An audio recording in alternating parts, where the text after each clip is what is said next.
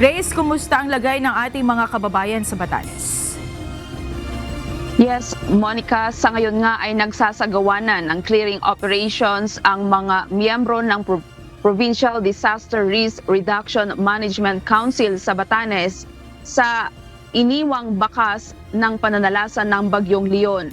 Ayon sa pamunuan ng Office of Civil Defense Region 2, bukod sa mga natumbang punong kahoy ay nagkaroon din ng landslide sa ilang lugar sa probinsya.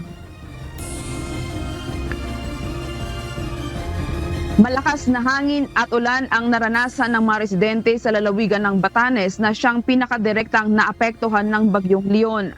Dahil sa bagyo, nasira ang bahagi ng Santa Maria de Mayan Church na isa sa pinakalumang istruktura sa bayan ng Itbayat. Umabot sa 545 na pamilya o 1,575 na individual ang naitalang lumikas sa lalawigan, kabilang ang nasa 176 na pamilya o 628 na individual na nasa 26 na evacuation centers. Samantala, 346 na pamilya o 947 na individual ang lumikas na nasa labas ng evacuation centers at kasalukuyang nanunuluyan sa mga kakilala o kapitbahay. Payo ng Provincial Disaster Risk Reduction Management Council na maaari nang makauwi ang mga evacuees oras na bumuti na ang panahon. Samantala, may mga landslides na naitala sa ilang bahagi ng National Road sa Batan Island. Agad nang sinimulan ang clearing operations ng DPWH kabilang ang uniform personnel at local government unit pagsikat ng araw kaninang umaga.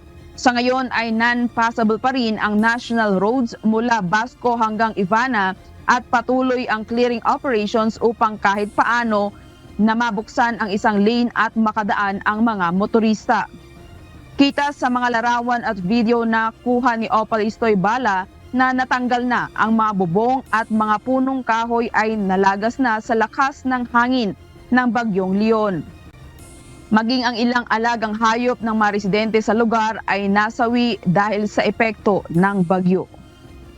Monica, asahan natin bukas na maging maganda ang panahon para madala yung ilang mga relief goods, yung mga ayuda na ibibigay sa mga naapektuhang pamilya, pangunahin na nga dito sa lalawigan ng Batanes. Yan muna ang balita. Balik sa iyo, Monica.